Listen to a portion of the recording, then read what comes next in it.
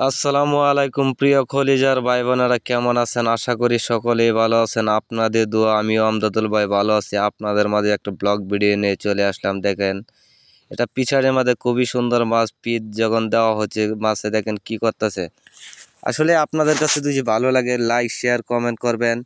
যে যেখান থেকে দেখবেন আপনারা কমেন্ট করবেন, কমেন্টে জানবেন এই বাইটার বাড়ি কোন জায়গায়। আসলে আমার বাড়ি আছে কিশোরগঞ্জ জেলা। আপনাদের যে যেখান থেকে যেই জেলা থেকে দেখেন আপনারা শুধু কমেন্ট করবেন, যেন আপনাদের এই ভালোবাসা আমি আপনাদের মাঝে ভরিয়ে দিতে পারি, যেন আপনাদের ভালোবাসা দিয়ে আপনাদের পাশে থাকতে পারি।